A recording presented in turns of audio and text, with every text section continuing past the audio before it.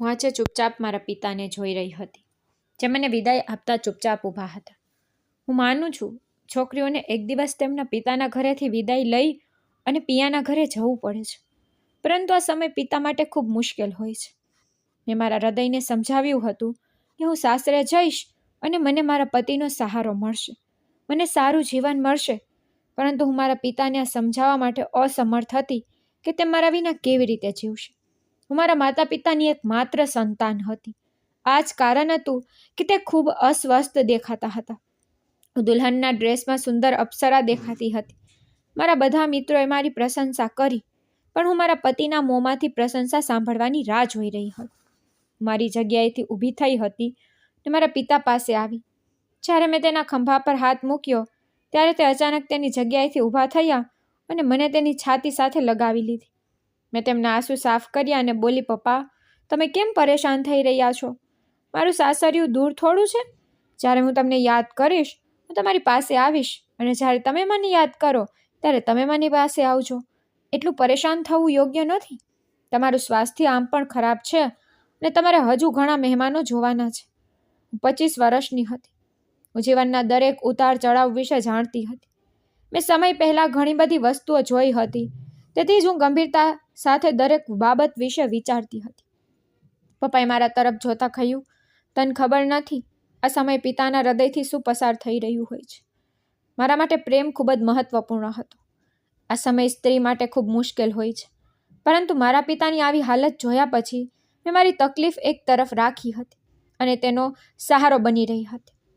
થોડા સમય પછી મા ઓરડામાં આવી અને ઉતાવળમાં બોલી, અરે રીતુ, ના પપ્પા કેમ પરેશાન થઈ રહ્યા છો? ઉપરવાળો કૃપા કરશે. તેના ગયા પછી મારા ચહેરા પર સ્મિત ખીલી ગયું હતું. હું નાનપણથી જ લગ્ન કરવાની ખૂબ શોખીન હતી. હું વિચારતી મારા જીવનમાં આવતો વ્યક્તિ મને ખૂબ પ્રેમ કરે, પણ હું નિર્દોષ એ જાણતી ન હતી કે લગ્ન પછીનું જીવન કેટલું મુશ્કેલ હોય છે. વિચાર ખૂબ જ અલગ છે અને વાસ્તવિકતા તેનાથી ખૂબ અલગ હોય છે. લાંબા સમયથી હું તેના વિચારોમાં ચાલતી રહી અને પછી થોડા સમય પછી મારી મા આવી અને કહ્યું કે પંડિતજી હવે તને બોલાવે છે, તમે ચાલો. માએ મારા લહેંગાને સંભાળ્યો, પછી મને બહાર લાવ્યા. મારું હૃદય ઝડપી ગતિએ ધબકતું હતું. આજે હું બીજા કોઈની બનવાની હતી. મારા પિતાનું નામ મારા નામ પરથી દૂર થવાનું હતું. મને સ્ટેજ પર લઈ જવામાં આવી.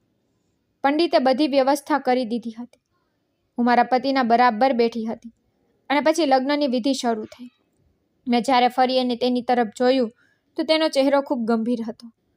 આંખો પર નજરના ચશ્મા લગાવી તેઓ ખૂબ સુંદર દેખાતા હતા, પરંતુ તેના ચહેરા પર કોઈ સ્મિત નહોતું.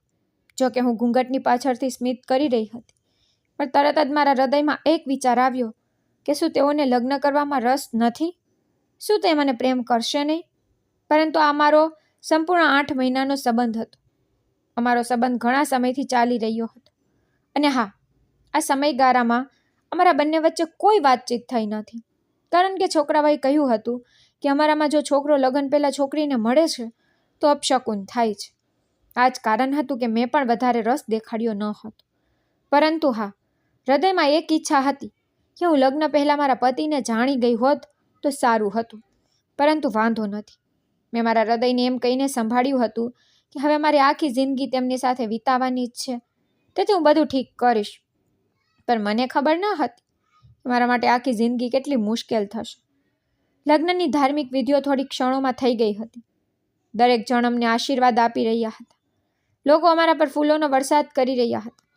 હું તેની સંપૂર્ણ અધિકાર સાથે થઈ ગઈ હતી.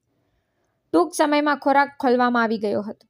મારા હૃદયમાં એક વિચાર આવ્યો હતો કે કદાચ હવે તે મને ચોક્કસ લગ્ન મુબારક કહેશે, પરંતુ તેને એક શબ્દ પણ કહ્યો નહીં. પણ તે આ બધું કેમ કરી રહ્યા હતા? અમારી સમજણથી બહાર હતું. પણ આમ જ્યારે પણ મારી નાની નણંદ મારી પાસે આવતી ત્યારે તે મને કહેતી કે મારો ભાઈ ખૂબ જ ખુશ છે. આ લગ્ન તેમના માટે ખૂબ જ નસીબદાર સાબિત થઈ રહ્યા છે. તેને વ્યવસાયમાં ઘણો ફાયદો પણ થઈ રહ્યો છે અને તે તમને ઘણીવાર આભાર કહે છે કે જ્યારે તમે તેમના જીવનમાં આવ્યા છો ત્યારથી તેમનું જીવન બદલાઈ ગયું છે. પરંતુ હવે મને લાગ્યું કે કદાચ મારી નણંદ જૂઠું બોલતી હતી. પરંતુ મેં આ ક્ષણે મારી જાતને નિયંત્રણમાં રાખી હતી, કારણ કે જો મારું હૃદય ભટક્યું હોત તો મેં મારા પતિનો ક્યારેય સ્વીકાર કર્યો ન હોત. થોડા સમય પછી વિદાયનો અવાજ થવા લાગ્યો. હું એક ક્ષણ માટે આશ્ચર્યચકિત થઈ ગઈ કે લગ્ન પહેલાં મારા સાસુ સસરાએ કહ્યું હતું કે સ્ટેજ ઉપર તેની કોઈક રસમ કરવામાં આવે છે. લગ્ન પછી ખોરાક ખોલવામાં આવ્યો હતો અને પછી વિદાય એક જ વાત બોલવાનું શરૂ થઈ ગયું હતું. મેં મારા હૃદયમાં આભાર પણ માન્યો કે ભલે ગમે તે હોય, હવે તે મારું ઘર હશે. મેં મારી જાતને ખૂબ મજબૂત કરી દીધી હતી. પણ મારા પિતાને મળતી વખતે હું ખૂબ રડી પડી હતી. વિદાય સમયે મારા આંસુ અટકવાનું નામ લઈ રહ્યા ન હતા. મમ્મી પપ્પાને મળ્યા પછી મારા પતિએ મારું કાંડું પકડી લીધું. આ પહેલી વાર હતું જ્યારે તેને મારો હાથ પકડ્યો, નહીંતર લાંબા સમય સુધી અમે બંને એકબીજાથી અજાણ બેઠા હતા અને તેને મારી તરફ જોયું પણ ન હતું. તે મારી સાથે સીધા કાર સુધી પહોંચ્યા અને મને ઘણી હિફાજત સાથે કારમાં બેસાડી. આ સમય દરમિયાન મારા હૃદયમાં મને હવે રાહત થઈ કે તે મારી સંભાળ લેશે. પણ મને ખબર નહોતી કે તે બધું નાટક છે જે મારા માતા પિતાને બતાવવામાં આવી રહ્યું છે. કારમાં બેસતા કાર ચલાવવાનો આદેશ આપવામાં આવ્યો. પણ કાચની બારીમાંથી મારા મા અને પિતાનો રડતો ચહેરો જોયો ને પછી મારી આંખો ભીંજાઈ ગઈ. માથું નમાવીને બેઠી હતી. લાંબી મુસાફરી પછી હું મારા સાસરે આવી. મારું ખૂબ સરસ સ્વાગત કરવામાં આવ્યું હતું. ડ્રમ્સ વગાડવામાં આવ્યા હતા, ફટાકડા ફોડવામાં આવ્યા હતા. દરેક જગ્યાએ ખુશી ઉજવવામાં આવી રહી હતી. પરંતુ ત્યાં એક ચહેરો હતો જેનો ચહેરો ખુશ ન હતો, અને તે મારા પતિ સિવાય બીજું કોઈ નહોતું. હવે હું પણ મુશ્કેલીનો સામનો કરી રહી હતી કે તે કેમ આવું વર્તન કરી રહ્યા છે. તેઓ લગ્નથી ખુશ ન હતા તો તેને લગ્નની શરૂઆતમાં જ કેમ ના પાડી ન હતી, પરંતુ અત્યારે કોઈ નિવેદન આપવા માંગતી ન હતી. થોડા સમય પછી મારી સાસુએ મારી નણંદને કહ્યું કે તેને તેના પતિના રૂમમાં છોડી દો. તેના ચહેરા પર હળવું સ્મિત હતું.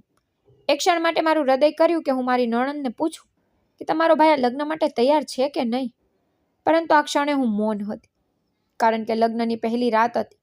જો મેં આજે કોઈ ભૂલ કરી તો આખી જિંદગી મારો આ વાતે રેકોર્ડ હશે. તેથી જ મારે મૌન રહેવું પડ્યું. પણ રૂમની અંદર જઈને સામેનું દ્રશ્ય જોઈને આશ્ચર્ય થવાનો વારો મારો હતો, કારણ કે રૂમમાં ગુલાબનું એક પણ ફૂલ ન હતું. હું હમણાં કંઈક કહેતી તે પહેલાં મારી નણંદ બોલી, ભાભી તમે ખરાબ લગાડતા નહીં. અમે ભાઈને મનાવવાનો સખ્ત પ્રયાસ કર્યો કે અમે રૂમ સજાવી દઈએ છીએ. દુલ્હનના આવા નાના સપના હોય છે, પરંતુ તમારા પતિએ કહ્યું કે મને ગુલાબના ફૂલોથી એલર્જી છે. જો ઓરડામાં ગુલાબના ફૂલો લગાડવામાં આવે તો મારી સ્થિતિમાં ખલેલ પહોંચશે. જોકે પછી અમે તેને સમજાવ્યું. તેઓ બીજા ફૂલોનો પણ ઉપયોગ કરી શકે છે, પરંતુ તે તૈયાર ન હતા. હવે તમે તમારા પતિ સાથે જાતે બધું કરો. પછી તેને મને પલંગ પર બેસાડતી વખતે મારો લહેંગો ફેલાવાનું શરૂ કર્યું. એક ક્ષણ માટે મારી આંખોમાં ભેજ હતો કે સ્ત્રીનું એક નાનું સ્વપ્ન હોય છે, અને જો તેનો પતિ તેના સ્વપ્ન વિશે ચિંતા ન કરે તો તેને ઘણી મુશ્કેલી આવે છે. મારા ખંભા પર હાથ મૂકતી વખતે મારી નણંદે સ્મિત સાથે શુભેચ્છા આપી. પછી તે ઓરડામાંથી નીકળી ગઈ. મારું હૃદય આજે ખૂબ જ ઝડપી હતું. મારા હોઠ પર સ્મિત હતું, પરંતુ સાથે હું શરમથી બેગણી હતી. જ્યારે મેં આખા રૂમમાં જોયું ત્યારે મારા પતિના ઓરડાનું ફર્નિચર ખૂબ જ સુંદર હતું. તેની પસંદગી ખૂબ ઊંચી હતી. ત્યારે મને ઓરડામાં દરવાજો ખોલવાનો અવાજ આવ્યો. જ્યારે મેં આગળ જોયું ત્યારે તે સફેદ સલવાર કમીઝ પહેરીને ઓરડાની અંદર પ્રવેશ્યા. તે જોવામાં ખૂબ જ સુંદર હતા. કુદરતે તેને ખૂબ સુંદર બનાવ્યા હતા. તેને સામે ઊભા રહીને જોતા મેં તરત જ માથું ઝુકાવી દીધું. તે ચાલતા ચાલતા મારી નજીક ઊભા રહ્યા. હું સમજી કે કદાચ તે મારો ઘૂંઘટ ઉઠાવશે, પરંતુ અચાનક તેણે પોતાનો મોબાઈલ ફોન ઉપાડ્યો અને ચૂપચાપ સામે સોફા પર બેઠા. મેં ધીરે જોયું તો તે મોબાઈલમાં કંઈક કરી રહ્યા હતા. થોડી ક્ષણો પછી તેને મોબાઈલ ફોન બંધ કર્યો અને વોશરૂમમાં ગયા. હવે જ્યારે તે પાછા આવ્યા ત્યારે તેના હાથમાં દોરીઓ હતી. મારું મન કામ કરવાનું બંધ કરી દીધું હતું. તે આવું કેમ કરી રહ્યા હતા? હું સમજી શકી નહીં. તે પલંગ પર દોરીઓ રાખી મારી નજીક બેઠા. મેં હજી ઘૂંઘટ ઉપાડ્યો ન હતો, પણ હું રાહ જોતી હતી કે તે મને કેટલો સમય અવગણે છે. અંતે હું તેની પત્ની હતી અને તેઓને મારો અધિકાર આપવાનો જ હતો. આ વખતે તેને મારો ઘૂંઘટ ઉઠાવી દીધો. ઓરડામાં મૌન હતું. હું આંખો ઝુકાવી બેઠી હતી. અચાનક તેને મારી આંખોમાં જોતા કહ્યું, હું બીજું કંઈ કરીશ નહીં રીતુ. હું સ્પષ્ટ રીતે વાત કરીશ કે હું તને તારો અધિકાર આપી શકતો નથી. તેને સાંભળીને મારા કપાળ પર કરટલી આવી ગઈ. તેનો મુદ્દો હું બિલકુલ સમજી શકી નહોતી. તેણે આગળ કહ્યું, જુઓ, તમે આ વાત ધ્યાનથી સાંભળજો. અને હું તમારા પર કોઈ દબાણ નહીં લગાવીશ કે તમે મારી સાથે રહો અથવા તમારે મારી સાથે તમારી આખી જિંદગી પસાર કરવી પડશે. જો તમે મારી પાસેથી સવારે જ અલગ થવા માંગતા હો તો હું ના નહીં કહીશ, કારણ કે આ તમારા જીવનનો નિર્ણય છે. હું કોઈના જીવનને નિયંત્રિત કરવા માંગતો નથી. હું આશ્ચર્યચકિત થઈ અને વિચારી રહી હતી કે આ શું કહે છે. તેને આગળ કહ્યું, રીતુ, ખરેખર હું ના મર છું, ના તમારી નજીક આવી શકું એવી સ્થિતિમાં છું. આ સાંભળી હું સદમામાં ચાલી ગઈ કે તે શું કહે છે. હું તેની સામે જોઈને બોલી, તમે આ બધું અત્યારે કેમ કહી રહ્યા છો? તમે લગ્ન પહેલાં કેમ કહ્યું નહીં? મારો સ્વર ધ્રુજતો હતો. મેં લગ્ન પહેલાંના સમયમાં કેટલા સપના શણગાર્યા હતા. હું પણ એક સ્ત્રી હતી. મારી પણ કેટલીક ઈચ્છા હતી.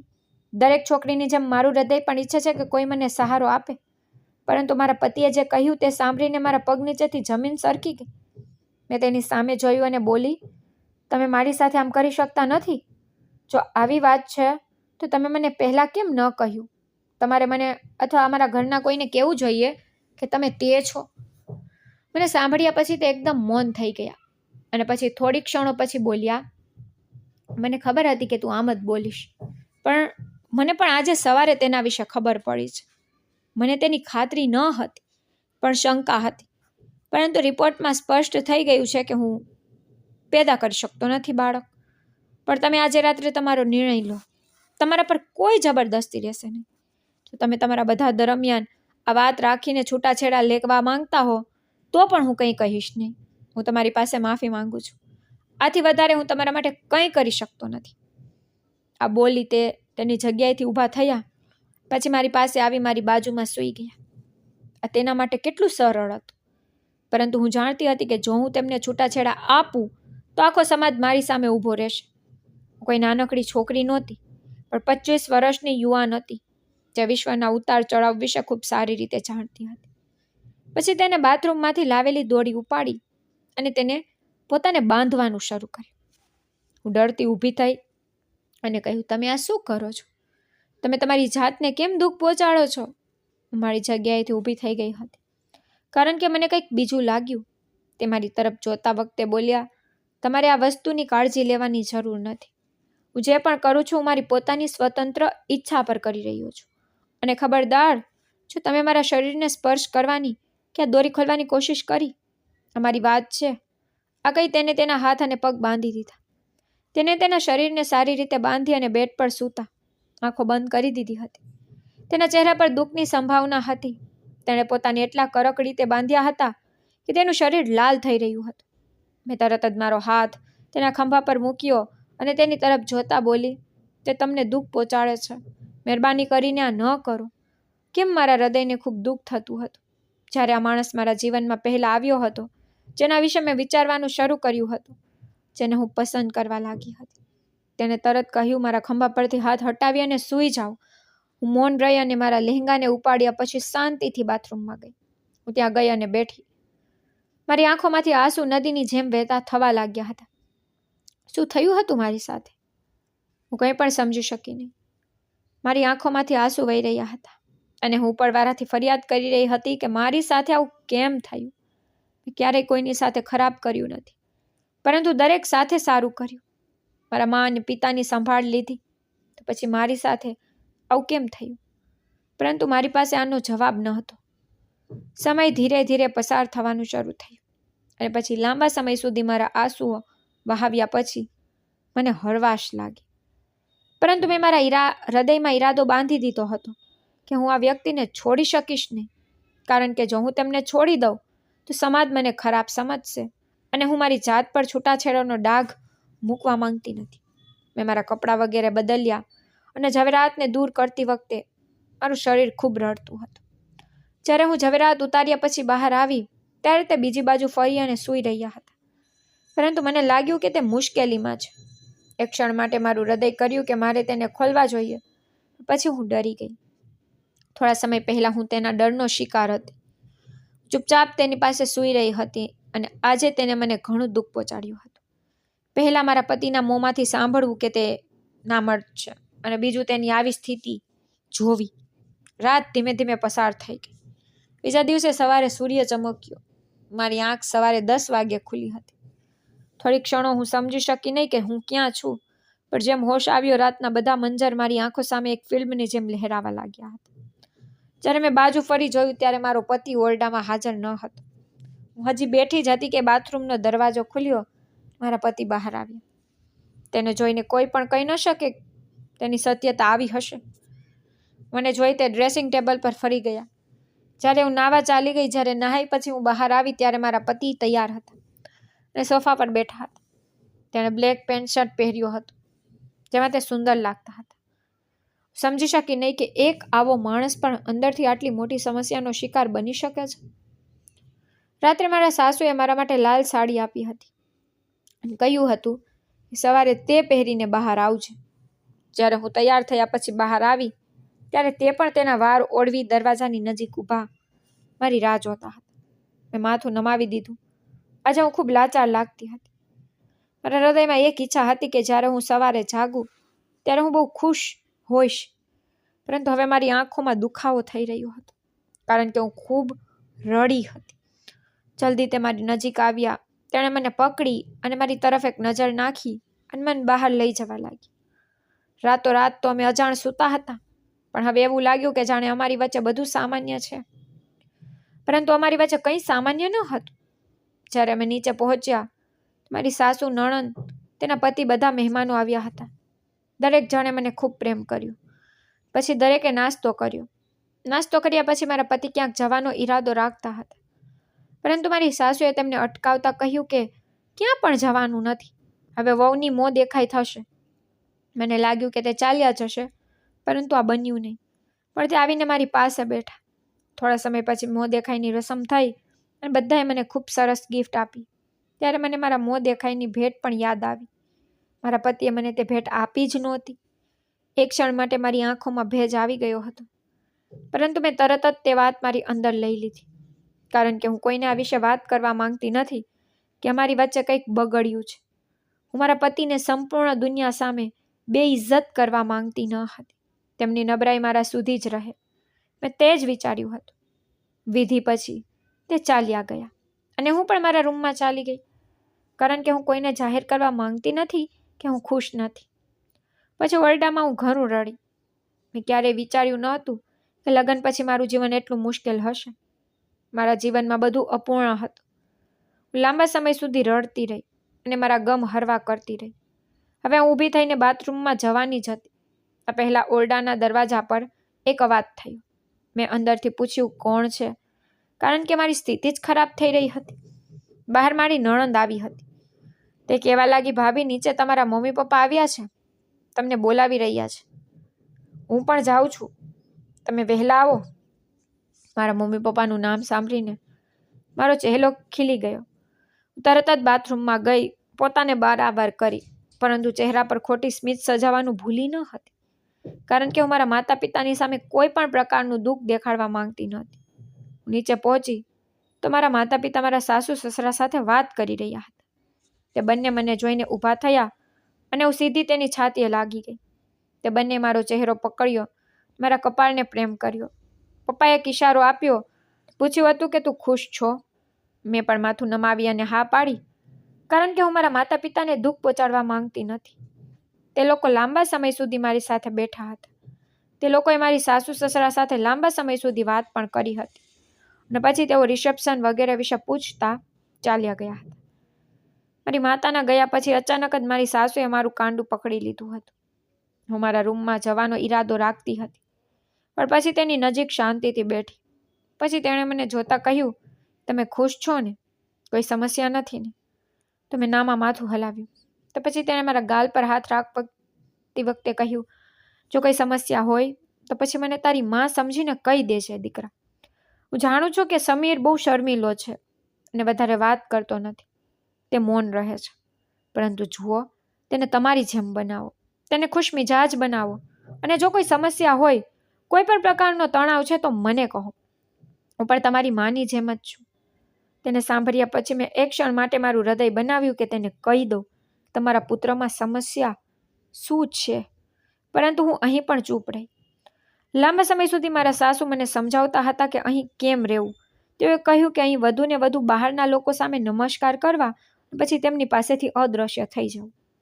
ધીરે ધીરે આખો દિવસ વીતી રહ્યો હતો. મારી રાહ હવે વધી રહી હતી. મારું હૃદય કરતું હતું કે હું મારા પતિ સાથે બેસું, કેટલીક વાતો કરું, પરંતુ સમય પસાર થઈ રહ્યો હતો. તેની કંઈ પણ ખબર ન હતી. જ્યારે મેં મારી નણંદને વાતોમાં પૂછ્યું ત્યારે તેણે કહ્યું કે મને ખબર નથી કે ભાઈ ક્યાં છે.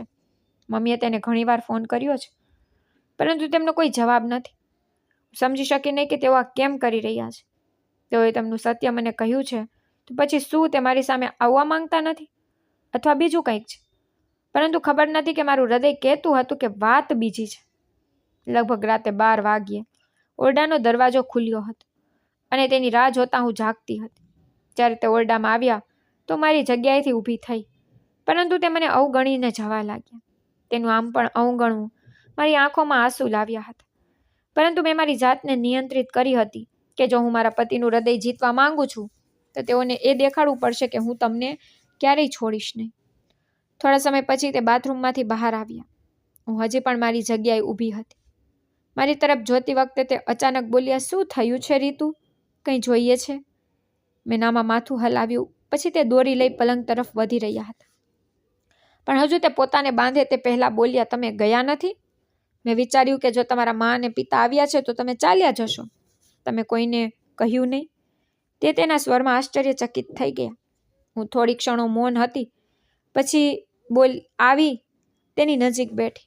મેં મારો હાથ લંબાવી તેમના હાથ પર રાખ્યો અને કહ્યું કે મેં આ લગ્ન સમાપ્ત કરવા માટે નથી કર્યા. હું કોઈ નાનકડી છોકરી નથી જે તેના સંબંધોને આટલી સરળતાથી સમાપ્ત કરે. વિશ્વમાં એવા ઘણા ઈલાજ છે જે માણસને જીવન તરફ પાછું લાવી શકે છે. મેડિકલે એટલી પ્રગતિ કરી છે કે તે કોઈ પણ માણસને સાજો કરી શકે છે. તમારી સારવાર કરો, બધું સારું રહેશે. તેણે મને સંપૂર્ણપણે સાંભળી. પછી કહ્યું કે મારી માટે સહાનુભૂતિ દેખાડવાની જરૂર નથી. મારે કોઈ સારવાર કરવી નથી. જો તમારે જવું હોય તો પછી તમે સવારે ચાલ્યા જજો, અને જો તમારે અત્યારે જ જવું હોય તો હું તમને છોડી દઈશ, પણ મારા જીવનમાં દખલ ન કરો તો તે વધુ સારું રહેશે. આટલું કહી તેને પોતાને બાંધી દેવાનું શરૂ કર્યું. જ્યારે હું તેમને જોતી વખતે બોલી કે તે તમારી ભૂલ છે કે હું તમને ક્યારેય છોડીશ. તમે મારા પતિ છો અને હું આખી જિંદગી તમારી સાથે રહીશ, કારણ કે હું તમને પ્રેમ કરું છું. મેં આ લગ્ન નિભાવવા માટે કર્યા છે, ના કે બરબાદ કરવા માટે. તે બોલ્યા. પછી હું તેના પગમાં પડી ગઈ. જ્યારે હું લાંબા સમય સુધી તેની આંખોમાં મારી જાત પર અનુભવતી હતી અને તે સૂઈ રહ્યા હતા, પણ હું તેની સ્થિતિને બિલકુલ સમજી શકી નહીં કે આ દોરડાની બાંધવાનું કારણ શું હતું. સમય ધીમે ધીમે પસાર થતો હતો. રિસેપ્શન પણ થઈ ગયું અને હવે જીવન માર્ગ પર આવી ગયું હતું. ઘણીવાર તેણે મારી સાથે વાત કરી હતી, તમે દૂર જાઓ, મન છોડી દો, હું તમને કોઈ ખુશી આપી શકતો નથી. પણ તેની આ વાત મને ખૂબ દુઃખ પહોંચાડતી હતી. પણ હું એક સારા માતા પિતાની પુત્રી હતી જેમણે મારી પરવરિશ ખૂબ સારી રીતે કરી હતી. મારા પતિને આ રીતે છોડી શકી નહીં. શક્ય તેટલું હું તેની સાથે સહાનુભૂતિ રાખતી હતી, તેમની સંભાળ રાખતી. પરંતુ એવું કહેવામાં આવે છે ને કે ભાગ્યમાં જે હોય તે થાય જ છે. સમય પસાર થઈ રહ્યો હતો. લગ્નને આખા 3 મહિના વીતી ગયા હતા. આજે પણ તે મામૂલી અનુમાનનો દિવસ હતો. જ્યારે હું કામથી નવરી થયા પછી રૂમમાં આવી ત્યારે તે પોતાને દોરડા સાથે બાંધી રહ્યા હતા. આજે તેને તાવ પણ આવી રહ્યો હતો. હું તમને જોતી વખતે બોલી, તમારી જાતને નુકસાન ન કરો. આજે તમને તાવ આવી રહ્યો છે, હું તમને હાથ લગાવીશ નહીં. તમે કહો તો હું પલંગ પરથી ઉઠી અને સોફા પર સૂઈ જઈશ, પણ તમે આવું તો ન કરો. પરંતુ તેને મારા મુદ્દાને અવગણ્યો અને પોતાને દોરડા સાથે બાંધી દીધા અને સીધા સૂઈ ગયા. મારું હૃદય ખૂબ જ ઉદાસ હતું. તેમને આવી ખરાબ સ્થિતિમાં જોતા મારો ચહેરો ઉદાસ હતો. થોડા સમય પછી તેઓનો અવાજ આવ્યો. હું સમજી ગઈ કે તે મુશ્કેલીમાં છે. હું ઊભી થઈ અને બેઠી. મારો હાથ લંબાવીને મેં તેના કપાળનું તાપમાન ચેક કર્યું. તેને ખૂબ તાવ હતો. મારું હૃદય આઘાત પામ્યું. મેં મારો હાથ લંબાવી દીધો અને તે રાતે તેને જીવન તરફ પરત ફરવાનું શરૂ કર્યું. હું મારા ભગવાનની આભારી છું કે મેં તેની સાથે રહેવાની હિંમત કરી. જો હું તેને લાગણીમાં આવીને છૂટાછેડા આપી દીધા હોત તો અને તેમને છોડી દીધા હોત તો આજે મને આવા પતિ ન મળ્યા હોત. હવે આજે હું મારા પતિ સાથે ખુશ છું અને અમે સારું જીવન જીવી રહ્યા છીએ. તો વિડીયો પસંદ આવ્યો હોય તો લાઇક, શેર, સબસ્ક્રાઈબ જરૂરથી કરજો. ધન્યવાદ.